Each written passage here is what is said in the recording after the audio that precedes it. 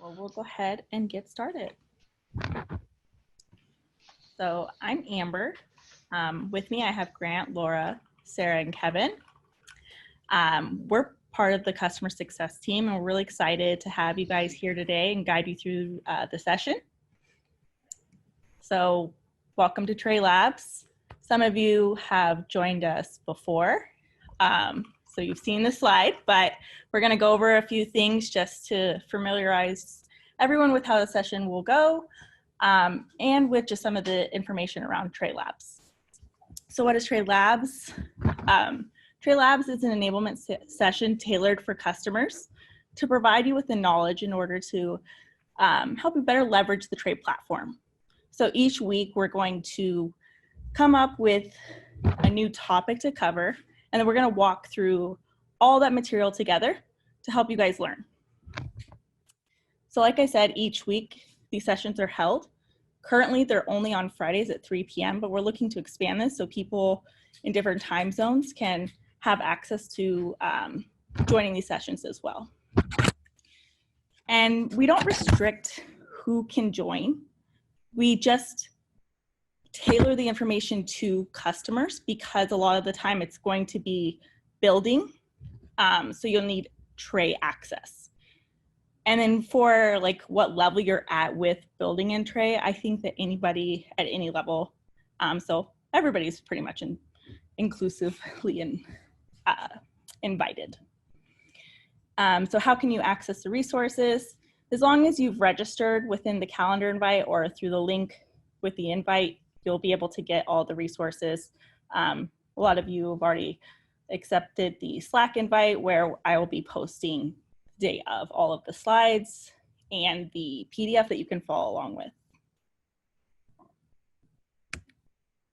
So if you haven't already, I do suggest checking out Trey Academy. This is definitely going to help you really maximize your time here when joining these sessions, just because we really dive into a lot of building, and having that fundamental understanding of how the platform works is really going to just make you be able to absorb the information a lot easier.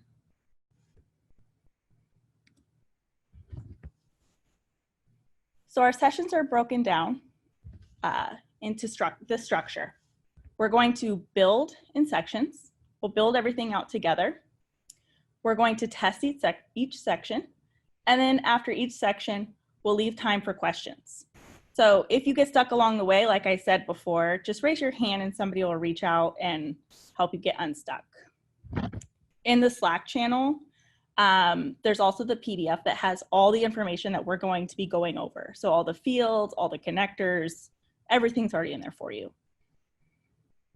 Did everybody get access to Slack? If not, we can definitely get you added to that. And I didn't. I don't know if it was because of the way I got the invitation or not, but I don't have a Slack invite. Okay. Kevin, you are yeah, owner. I'll take care of that. Cool, thank you. We're gonna get you because we actually need you to have that access because we're all going to be using that Slack account for authenticating for our workflow. Sorry to be the one. Oh no, all good. It's great. it's all good. Like I said, this session is for everybody. If you don't know how to navigate through the workflow, no problem. I'm going to explain everything on where things are located, how to use the Trey platform as we're building. So you should be able to pick up along the way. But feel free to reach out to me or anybody on the team, and we will absolutely slow down or assist you where needed. So the use case for today. We're going to be looking at error handling and troubleshooting, and we're going to be working with the Slack connector. So we're going to look at step failures within a workflow. So how to troubleshoot when the step fails, how to add error handling to that step to keep it from failing again, and to prevent it from causing like the workflow to stay like I guess, down. Then we're going to look at creating an alerting workflow. And lastly, we'll look at creating a retry for the step that failed. Do I have any questions so far? Let me see some thumbs ups. Everybody following along? Awesome. I think we're good. Hey, Jameson, do you mind confirming your email address for me in the chat? You got it. Thank you. All right, so today we're going to break down our use case into 4 sections. We're going to first authenticate, then we're going to do the send message, then we're going to look at creating the alerting workflow, and then we're going to update the send message to retry for the failed step. So everybody now, what I want you to do is go to the Tray application, to your dashboard. So app. From your dashboard, you're going to create a new workflow. We want to name this something meaningful. And like last time, the nomenclature that we used was square brackets. We named it Tray Labs. And then what the subject or the topic is that we're covering. Today is air handling.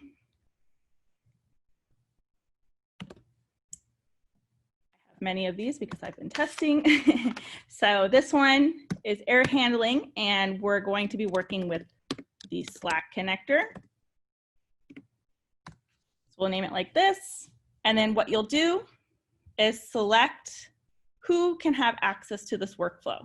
So if you want your entire team to be able to look at what you've built, feel free to share it here under organization. Or if you want to keep it private to yourself, you can keep it personal. You can always change it to organization after you've completed it. But if you want to bring it back to personal and you're not the owner, you'll need to have the owner of the organization assist you with that. So after you've named the workflow, go ahead and click next step. I'm going to just put something here because I already have one, so I'll do the. Next, what we're going to do is select our trigger. So we've looked at triggers before in our last session. Most of our sessions we'll be covering, we'll be using the manual trigger because it gives us the most flexibility for testing. But all of these triggers have their own purposes. But let's go ahead and click on the manual trigger. Once you select your trigger, this is going to open your workflow builder. The canvas is in the center, which has nothing on it. Over to your right is going to be your connectors pane. Currently, it's not populated because there are no connectors selected. But if we were to click onto our trigger, you can see all of these fields were dynamically populated in the connector pane, the property pane. Over to the left, we have the connect all of our connectors. So this is the property panel. This is our connectors panel. You can search for a particular service or scroll through and find the service you're looking for. So our first step in our workflow is to authenticate, right? So the steps for authenticating are to add a Slack connector, authenticate the Slack connector, and verify the authentication. So that's what we're going to do now. So over in the connector pane, we're going to search for Slack, drag the Slack connector onto the canvas directly under the trigger. You can see that there is an indicator on the step. This is not saying that something is broken or something's wrong. It's not an error, it's a warning. This is telling you that this step requires further configuration. So before you can run your workflow, you need to go configure this step, otherwise the workflow will fail. So click on the step to make sure that the properties panel is populated for Slack. And then what we're going to do is we're going to add our authentication. You might already have authentication for Slack if you use it for your team or your organization, but we want to populate all the information coming from the Tray Labs Slack channel. So we're going to click on New. We're going to rename this. I'm going to call this Tray Labs, or actually, this is we can call it a sandbox, right? So this can be used in other sessions for testing. That's our environment. This is for Tray Labs. This is Slack. And I'm going to put the date. I think I already have one, so I'm not going to re-authenticate, but I'm going to show you what to do. So here, once again, just like a workflow, you can choose who has access to this. If you want to share this with your entire team, you're going to click on Organization. Otherwise, you can keep it personal to yourself to use. Click Next. Here is where you're going to set your permissions. So we can leave it as is for now, but when you're authenticating, it's important to go through and read these permissions to make sure that you have the things that you're needing for whatever your use case requires. So certain operations require certain permissions. So looking through this and reading each one and make sure you're checking the proper values. And it's also not good to go through and just check everything, just because that opens up vulnerability. If you're giving out permission just to everything that's not needed, it's just unnecessary. So we'll leave it as is. Click Create Authentication. This will bring up, you might have multiple workspaces that you can select from. The one you want is Tray Labs. So once you have Tray Labs selected, click Allow, and that will bring you back to your builder.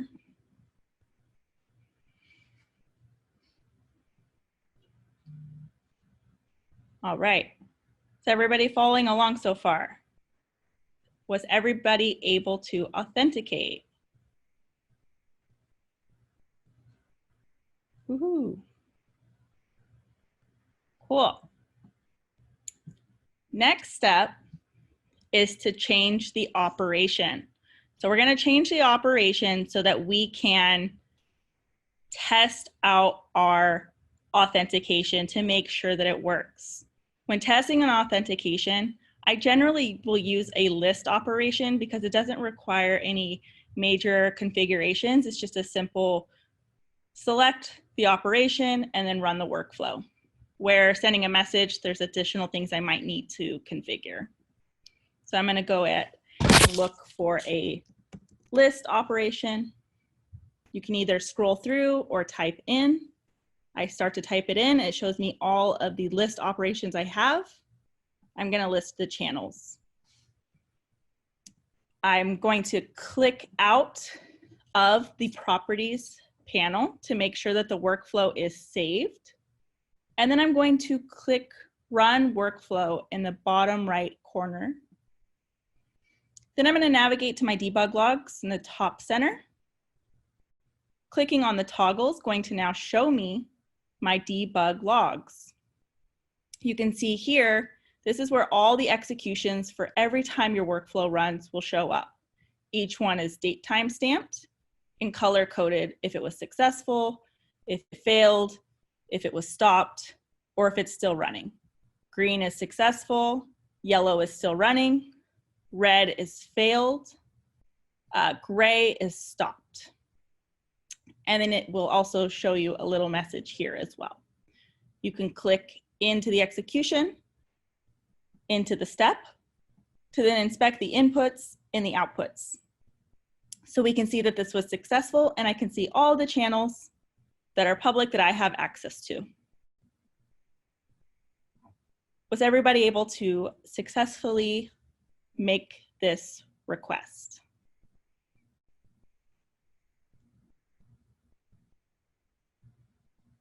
Awesome.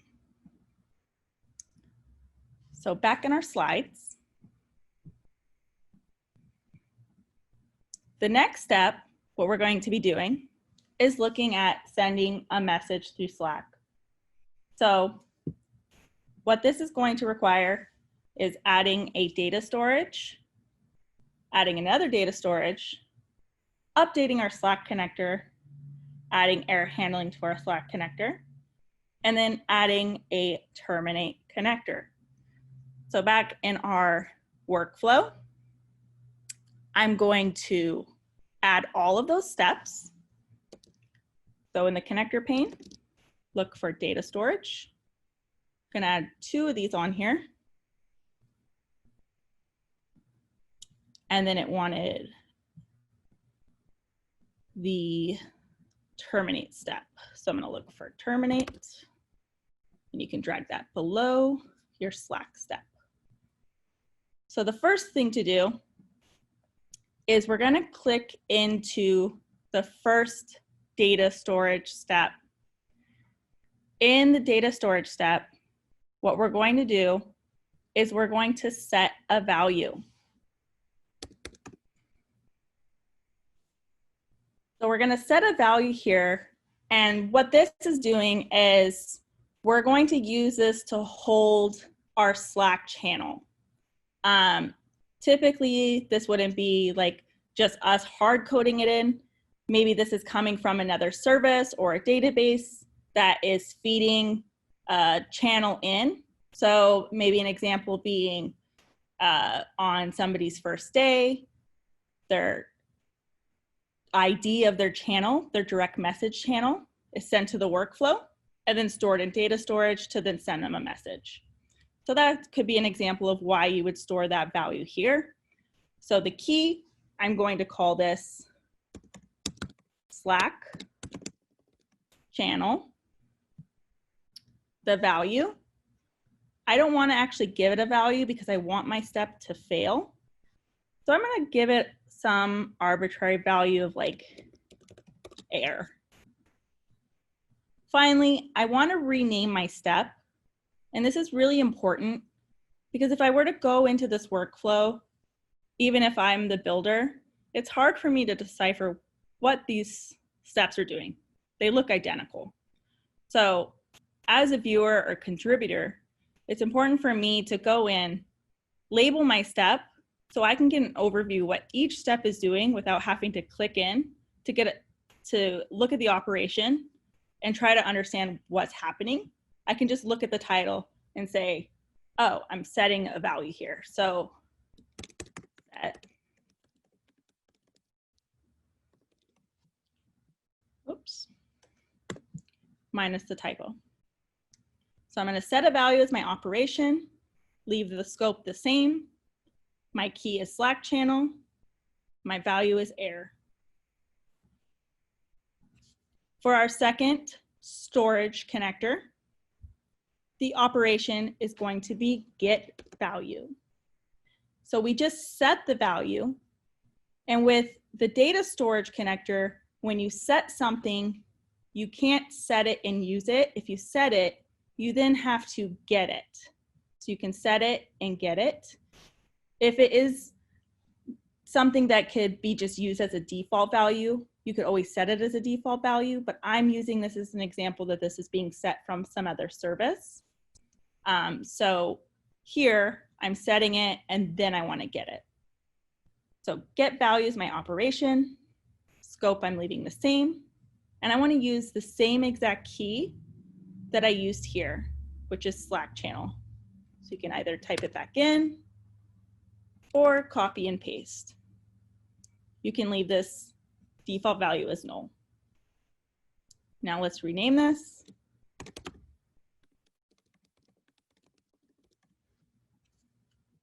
So it makes it a lot easier to follow. I'm setting, and then I'm getting. Now, to our next step, let's go change our Slack connector. we're still authenticated, but here we want to send a message. We're going to click send message. The channel, we want it to be dynamically set. We don't want to hard code a value from this pick list.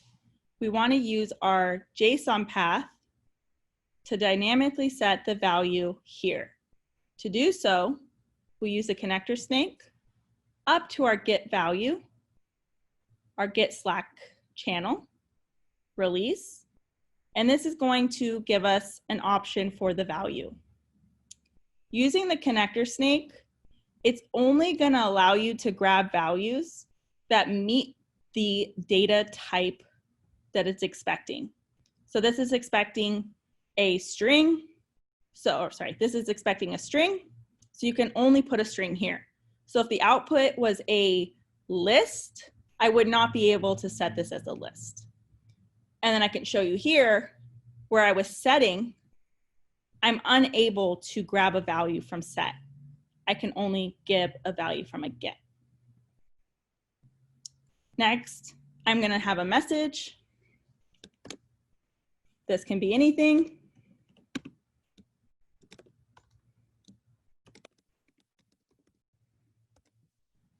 And then you have the option to have this sent from a tray bot or from yourself. So to do so, you'll just put your username and then mark this as true as user.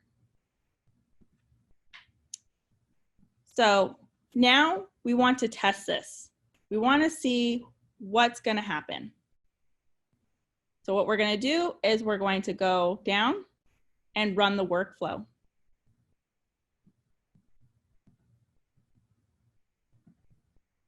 And as expected, our step failed, right? And even though we're getting a status of 200, this is a failed attempt at making a request because that channel was not found. So this is really common when we try to make requests to APIs and maybe the data that we're pulling from previous steps doesn't exist or isn't there yet. And we need to check for these edge cases. So Tray has error handling built into every step.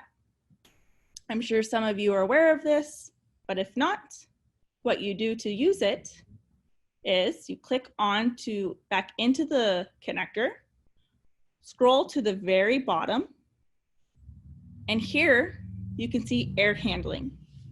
By default, the workflow is going to stop. You have options to continue the workflow. So maybe it doesn't matter. Maybe like you have other steps along the way. Maybe this is for onboarding and a Slack message might not be that important. So you can skip it. So you can continue the workflow if it fails. Or maybe you want to add some custom error handling for that particular step. So what you can do is add manual. What manual does is it gives you branching. So if it's successful, you can go and do these steps. And if it fails, you can go and do these steps. What we're going to do is just move our terminate step up into our error.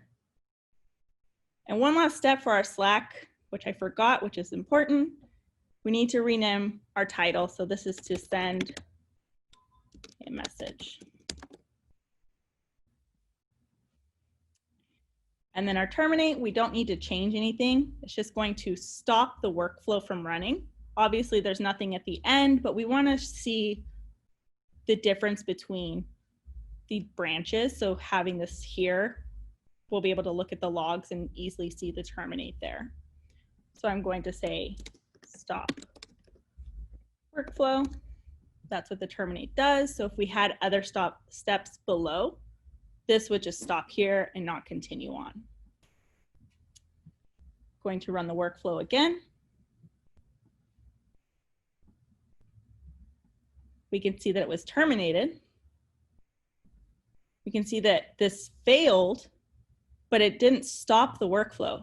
It continued on to the next step, which was to stop the workflow, but we made the decision to stop the workflow. The workflow didn't make that decision. So you could add additional logic within here to say, you know, maybe send an alert, maybe add it to a report of some kind, maybe, you know, trigger some other workflow, call another workflow to happen. We're going to look at even retrying a step. So that is the first or second section of our use case. Now what we're going to do is look at creating an alerting workflow for when steps fail and we don't have error handling in place. Does anybody have any questions so far? No need to raise your hand, you can speak up.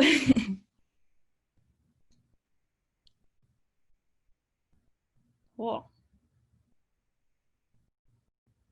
All right, so if no questions, we'll go ahead and move on. So we're going to move back to our dashboard. You can either type back in app or click on the X in the corner right here. That'll bring you back to your dashboard. We're going to click on create new workflow, just like we did for the last workflow. I would name it probably the same nomenclature. Tray labs, error handling, and what I did was use alerting.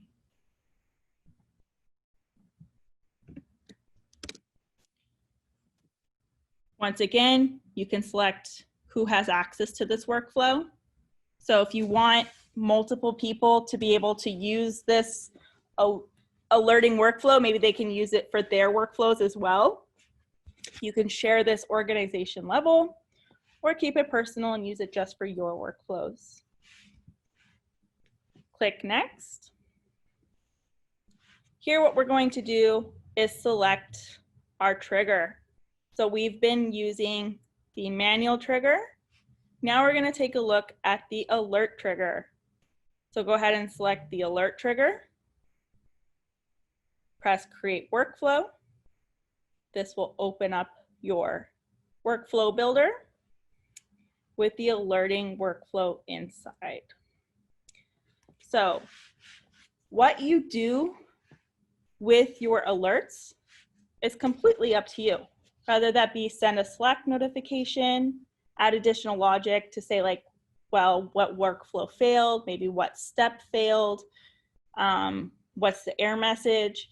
Maybe you use that information to say what degree is the severity of this issue.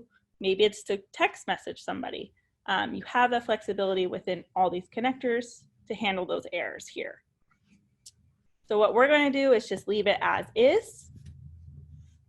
And to use it, we just enable it. So I enabled my workflow, and now I need to connect it to whatever workflow I want to listen on. So I'm going to go back to my dashboard, go back to my workflow. From my workflow that I just created, I'm going to click on my workflow configurations. To get to my workflow configurations, in the top left corner, there's the 3 indicator dots here. Then you're going to click on workflow settings.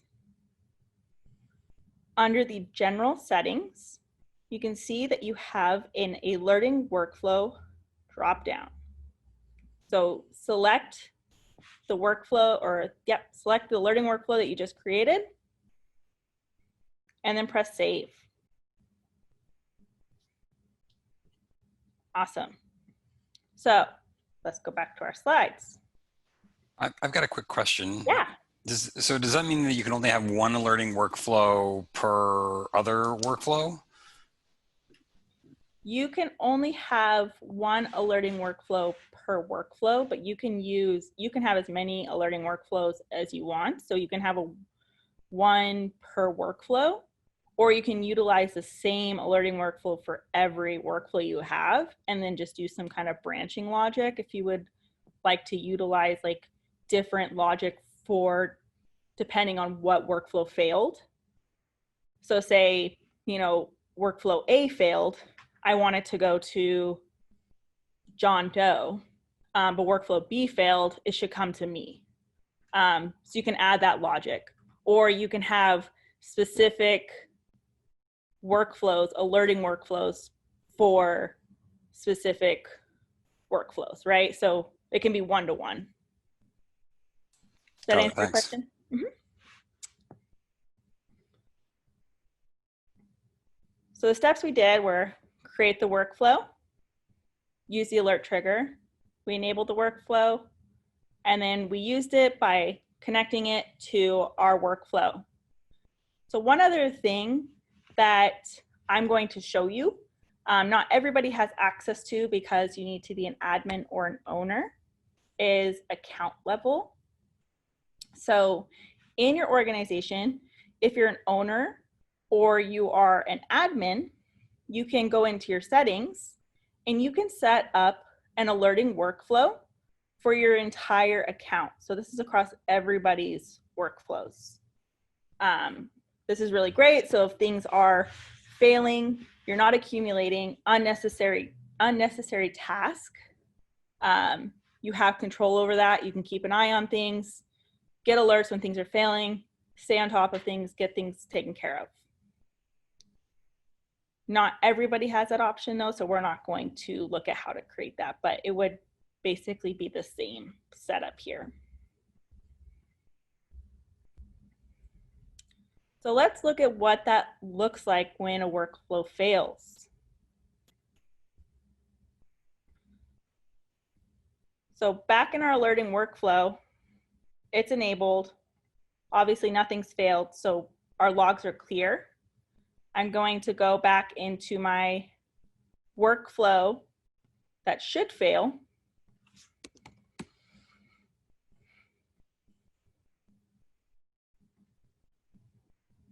This one.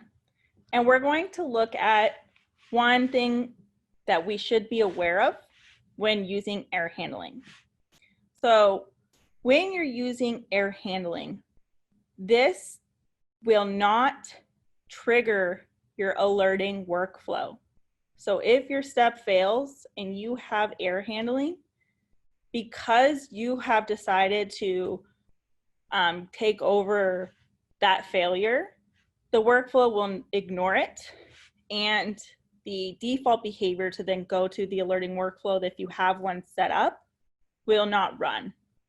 So you would need to then do some kind of logic in here that you would use in your alerting workflow.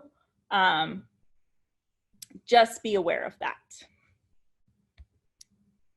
So what we're going to do is test our alerting workflow so we can see what that looks like.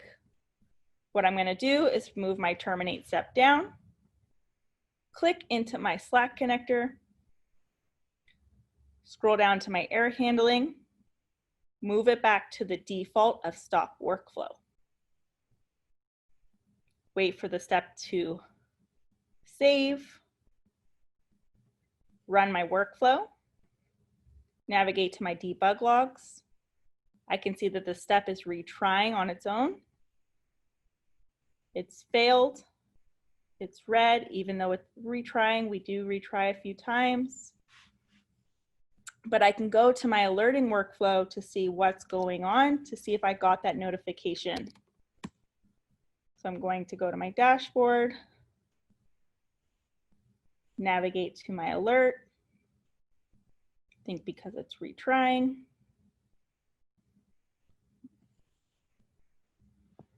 Let it fail.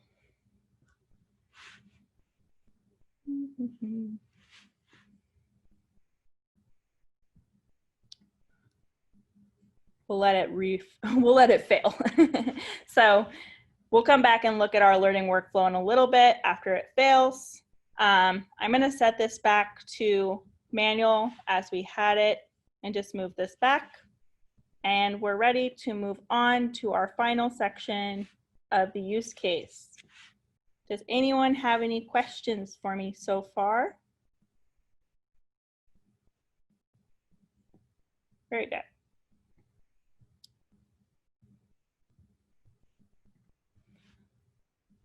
So the last step or section is putting in a more so manual retry logic in your workflow for when a step fails and you want to continue to retry it after the workflow's retried it and the step has failed. So what we're going to do is add a loop connector, move the storage and Slack step inside the loop, add a break loop connector in the Slack success branch, add a Boolean condition in the Slack error branch, and then add a terminate connector in the Boolean false branch. So let's add all of our steps and then we'll configure them.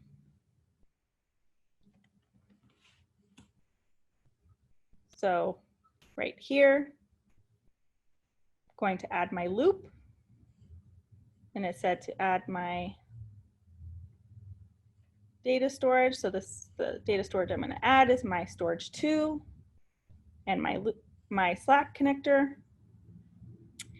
And then I need a break loop and a Boolean. And then I'm going to move my terminate to my false branch. So that's everything that I need. And now I can start to configure all of these steps. Starting with the loop step. The operation is going to be loop forever. So we're utilizing a loop forever. This can be dangerous because if you don't have some condition to stop your workflow, this could accumulate a lot of task usage that is not necessary. So make sure when utilizing the forever loop that you have some kind of stop there. A lot of the times I suggest taking a date timestamp and adding a catch-all that just says, hey, I have a, this is how much time I say if like this particular set of steps, this loop has been running longer than say 1 hour. I want to stop out of this workflow or out of this particular set of steps, out of this loop. Or maybe it's 24 hours. I don't want to run longer than 24 hours. So I want to stop. Something's gone wrong. And maybe I'll alert myself with an email to let me know that this was running for so long and that I need to go investigate. But here, what we're going to do is just change our operation to loop forever. We're going to rename this to try. We can leave this the same. The reason why we moved our storage inside of here is to say if we're retrying this, I would assume that we're refetching our data from somewhere. So we're retrying, so we would go refetch the data, get it on the next time around, see if it works. It didn't work, retry, refetch it, go get it. Retry, refetch it, get it, and continue on until it either meets logic to stop or it was successful and we break out. So same thing here, we don't need to make any changes. Looking at our break loop. So break loop allows you to break out of any loop, whether it be looping a list, looping forever, or looping over an object. You can either continue in a list, so maybe you want to skip over something, or you can also break, as in stop it. So I want to stop, And the loop that I want to break is loop 1. And this is going to be continue workflow. Because I don't need to keep retrying. I can go and continue on in the workflow. So now I'm going to go look at my Boolean inside of my false branch. So this is saying I've gone, failed. Well, why did I fail? I'm going to go and check the reason I failed. Was it because the Slack channel was not there, or was it some other reason? Maybe it's because your authentication is no longer good, or something else has happened. So we don't want to retry because of those reasons. So maybe we would then stop. We'd stop the workflow or skip it. Logic's kind of up to you there, but I did say stop there. Here, once again, we could add it to a report that can be pulled out at the end of the run, or pulled when desired, maybe once a day, or it could be sent as an email or a Slack notification. Very flexible on what or how you handle it. But for now, we're just going to stop the workflow. In our Boolean condition, the logic that we're going to be checking is we're going to be checking what our status code is. So to get to that, we're going to check using the first value up to Slack. And we can see all the information here, but this doesn't look quite right. I remember there was some other values here. So Trey will give you some default values, what they're expecting to get back from Slack, but it's not always what is there. So what you can do is go back to a step that was successful, or it failed. This one failed. I want to use the output. So I can look at the output from the step and I can say use output. And that's going to go and refresh that dynamic dropdown of options I have to choose from. That way I'm not having to guess on what should go there. Come back. Now that looks a lot better. So I want to check my status code, but this isn't quite right either. So when you're using error handling, the JSON path will look slightly different. And unfortunately, this doesn't create it for you. So you'll have to do it a little bit manual, where you just change out the word steps to errors, because this is now an error. So instead of steps, it's errors, errors.status code. So for the Slack response status code, I want it to be a 200, because that's what I'm looking for. This failure was a 200, and it was because the channel wasn't found. So that's what I'm looking for when I want to do a retry. So those are the values I'm looking for in order to retry. Otherwise, I'm going to stop my workflow.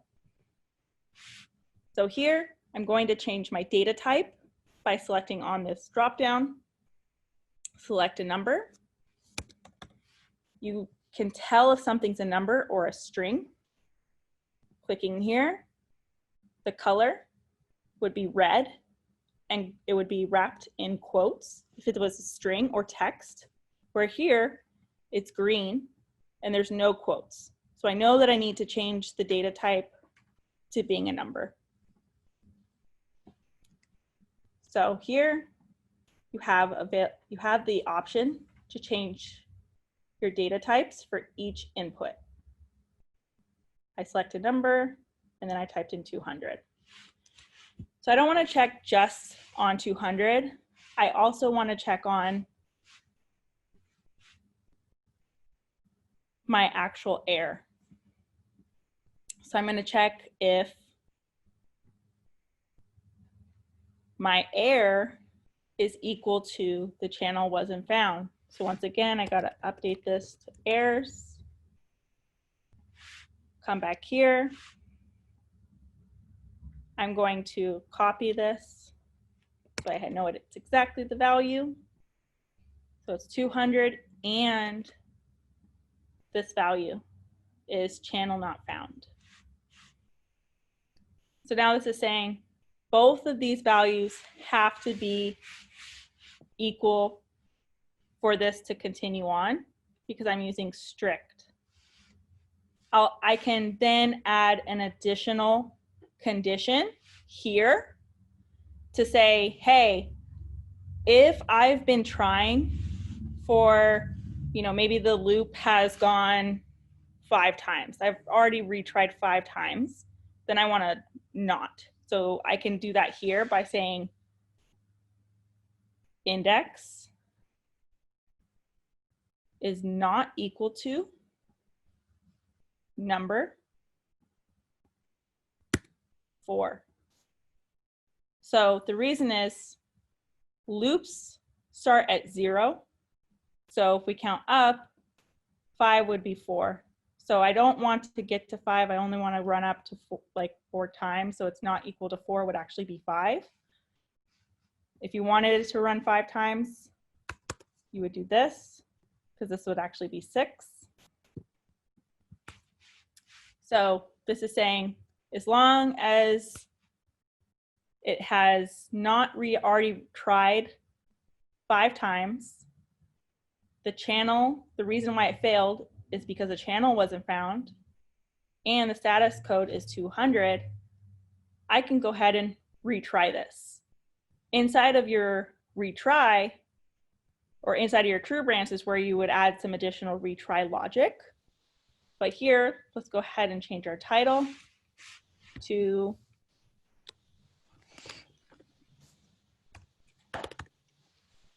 retry. And I always use a question mark when using a Boolean step, because this is where it's making a decision, right? Should you go to the right, to the left, true or false? Roger, you have a question? Yeah, I got lost a little bit in the in the retry logic as soon as you started putting in the number of times for it to reloop. Okay, sure. So loops or numbers, the Dewey Decimal System, we start at 0. So it's 0 to 9. So in code, everything's 0 and 1s. So I guess 10 doesn't exist. It does, but we start at 0 and count upward. So when counting, you would always subtract by 1. So if you're trying to say you only want to retry 4 times, you would say 4 minus 1. So you would check that your index is the number of times the loop has iterated over. So it's a counter for a loop. That's just what it's called. It's the index or the indency of where it's at in its cycle. So it would be 0, 1, 2, 3 would be the 4th cycle. So you would check if it is either less than or equal to 3, and then it could keep trying, or you could say not equal to, or if it's larger than 4, then stop. Got it. So, but I'm just not seeing where to put in that parameter on that. Got it. Okay. Reattempt. Yeah. So in the conditions, you can add multiple conditions. It's a little bit grayed out, but towards the bottom here, so I can delete mine to show you. Okay, and so this is in the retry step down here or the loop up at the top? No, the loop at the top doesn't have any options because you'll have just one option, which is the loop forever. Inside the loop forever, we have storage, Slack, through Slack, in the air, we have a Boolean condition. In the Boolean condition, click into it in its properties pane.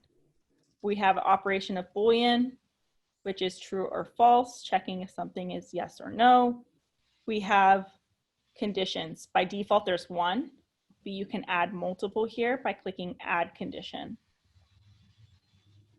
So I've got the first two conditions, including channel not found, and then we're just adding another condition. Yep, I And added one more condition.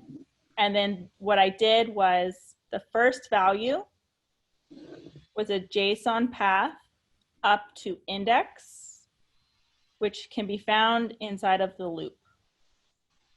So I made a JSON path to my loop index, and then I changed my comparison type to, I don't even remember what I had it.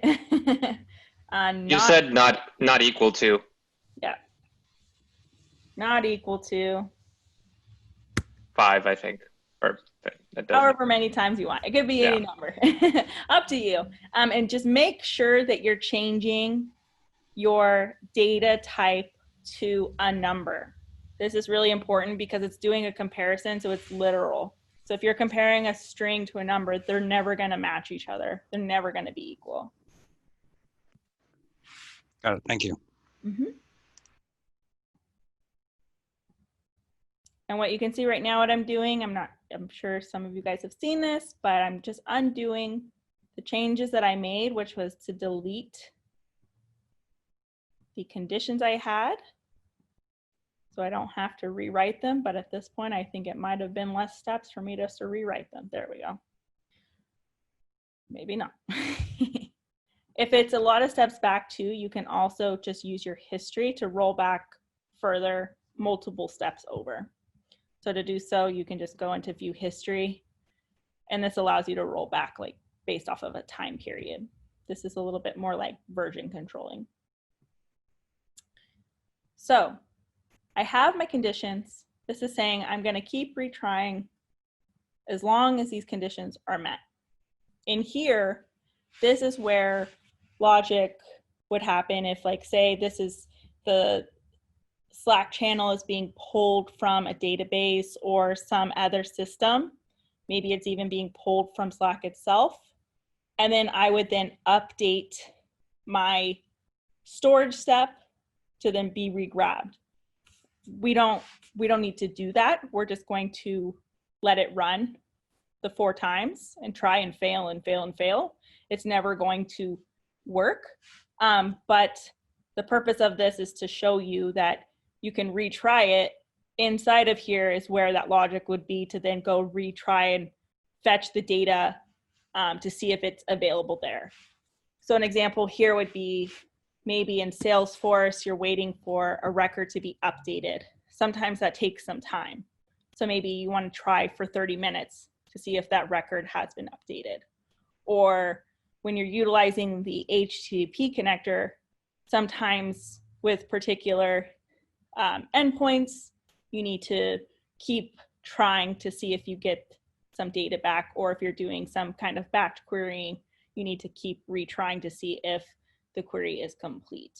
So this is very useful for that as well. So we can go ahead and give this a go.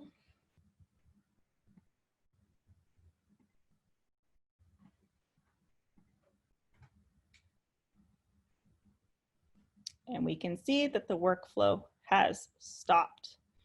So let's go ahead and count our loops.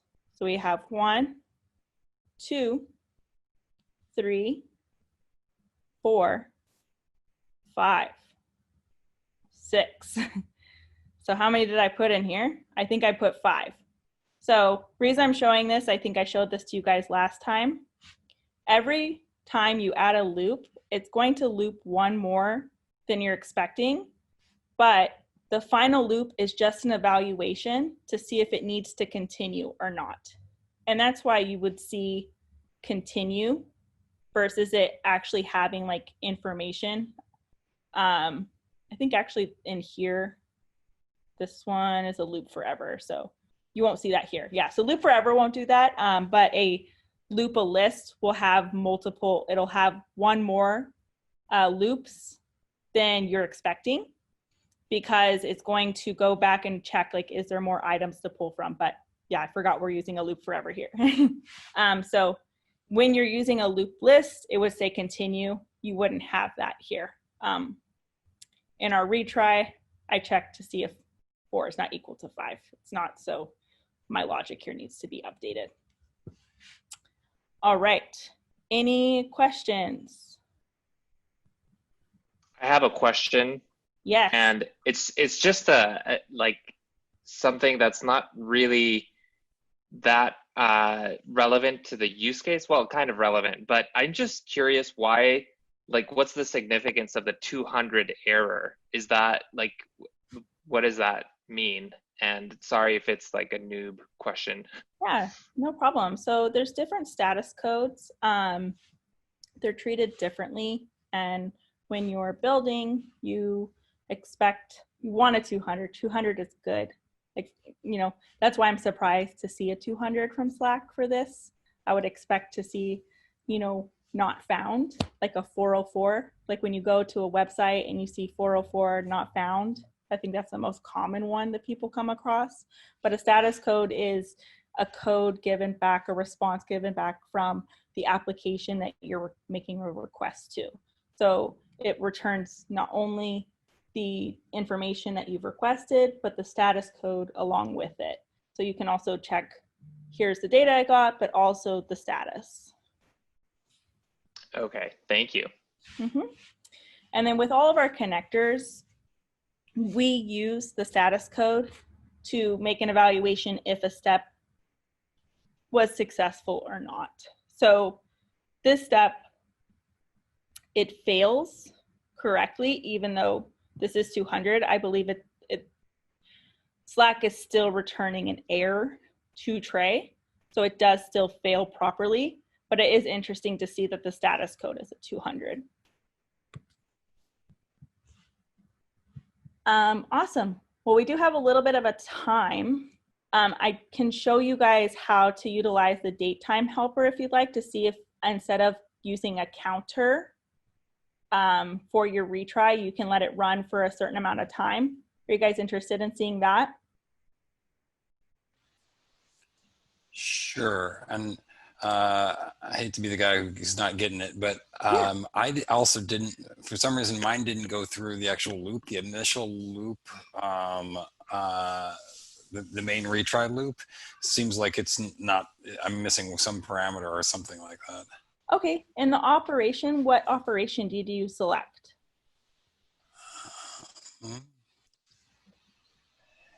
It's a loop list. Loop forever is what I should have, isn't it? We want to keep looping until we tell it to stop. Where a loop list would work in this as well. Because we've specified here, we already know how many times we want it to stop. We could theoretically create a list of empty items to say, like, this is how many times I want to loop. And this is kind of like creating a way of controlling your loop versus, you know, possibly creating an endless loop. This is more controlled. So say I want to retry 10 times. If you know how many times you want to retry, then you could create a list of empty items and it will just loop over those empty items and say, like, okay, I've looped 10 times, I'm going to stop. But a lot of the time when you're retrying on services, it's not going to be a certain amount of times. It's going to be an amount of time. Does that make sense? Yeah. Thank you. So that's why we use the loop forever. And I can show you guys quickly what that would look like with a date time stamp. So I'm going to use my date time helper. I'm going to drag that right before my loop step. And I'm just going to create a timestamp of right before I start looping. So I'm going to say current time. I'll say current time. I'm going to just use universal time. And I want to use something with seconds. So I'll pick this one. It's the first option. So that's going to create my timestamp for me. And then in here, what I'll do is I can keep retrying, but I'm going to change the logic here. So I will not only check this information, but I'll also check my date time to see how long I've been looping for. So if I want to stop looping, basically what I can do is I will remove this here, add another date time here. I could even just add it down here or here, because this is at the bottom of the loop. And I'll say date is in the last. And then I can grab my date. My operation is date is in the last. My date is going to come up to my date time helper 1. And then I can select the amount of time. So maybe it's 1. And then I can say not 1 year. My goodness. 1 hours. So I'm going to do 1 hour of looping. So as long as the timestamp has been within the last hour, it's going to keep looping. So what I'll do is just add another Boolean to check that. So come here, result is equal to true, because we can see with the expected output here, this is checking something, right? So this is saying date is in the last 1 hour.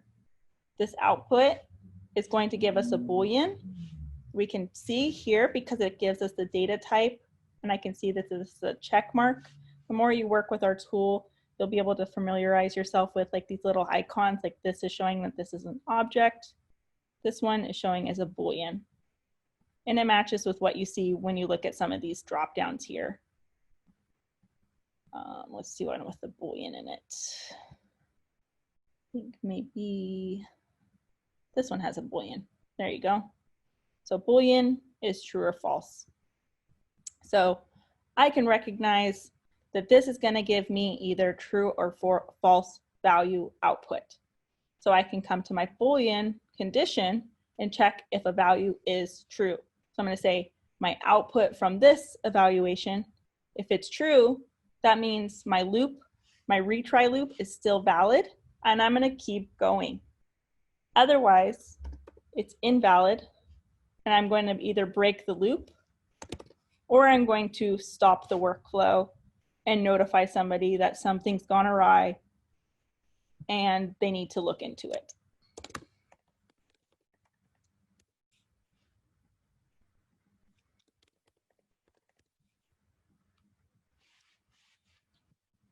Here, we can say retry.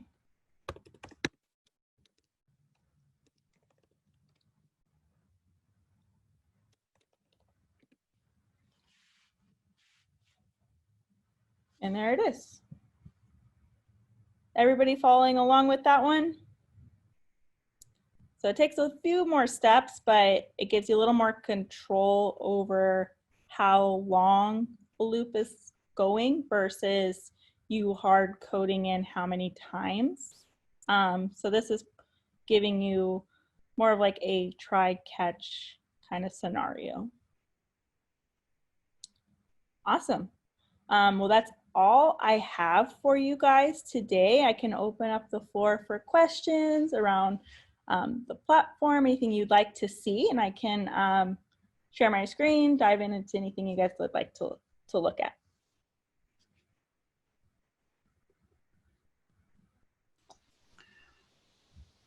Thanks, Amber. This has been helpful. Definitely. Oh, and I definitely totally forgot to go check on my alerting workflow while we were building. So let's go see if our error showed up, and there it is. So while we were building, our original error completed. So under the hood, all of our steps are doing similar logic. Every single connector service has retry logic where it's retrying for a certain amount of time. After that time has passed, it's going to stop retrying. So after that time has passed, the stop has failed, and then this workflow gets triggered.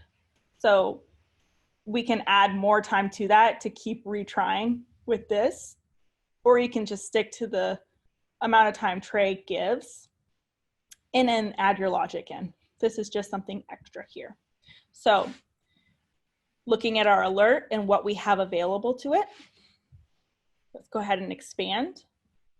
So you can expand this out by clicking expand from your output, and you can see all the information you have about your workflow.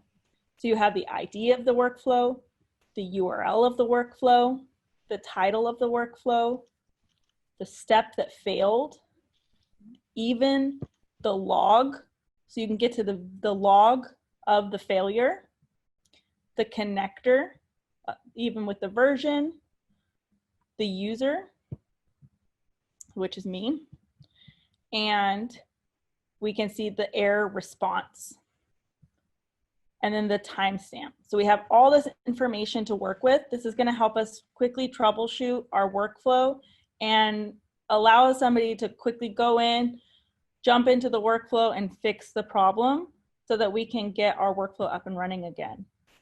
Something that you can do with this is you can nicely format a email. So what I like to do is come in here, grab an email connector, add my recipients. You can come in here and say Trey workflow failure. And then you can even use some templating. So here you can dynamically add value to a string. This is a string. You can add a JSON path in a string by using curly brackets. And then I can use the value. I'm going to come in, come here, use output, come back to make sure that this is refreshed. You see now that this is much more options here. And I want to get the workflow name. So the workflow title, I'm hovering here, going to right click, get JSON path, highlight, then I'm going to copy, okay to close, come back to my email, paste the value in. So this is now going to say workflow failure and tell me what the workflow, which workflow failed. So when I open my email, I can quickly see that. And I'm going to do the same thing inside of my content with all of this. So I can have like the information that makes sense to me, which like the workflow URL or even the step log is really helpful. So I will come in here, grab this URL, copy it. And what's really nice about the email step is that you can write some HTML in here. So if you know some HTML, you can use an A tag and have a link versus having to copy and paste a value. So I can say workflow URL, and I can put href,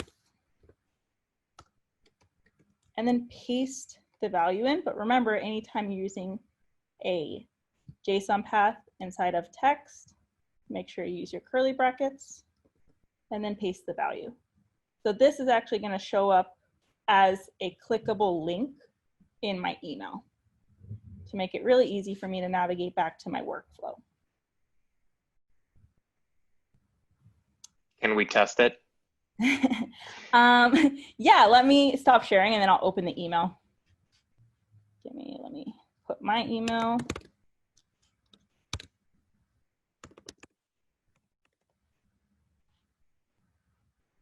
There we go.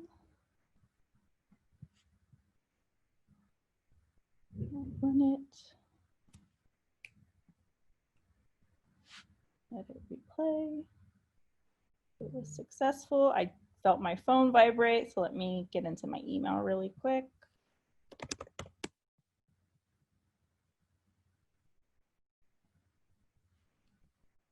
Right, share my screen. And now you can see I can see the workflow here. Here's my clickable link. And that's going to open up to my workflow. And I could do the same thing if I wanted to have the error log as well. And that's all I have for you guys.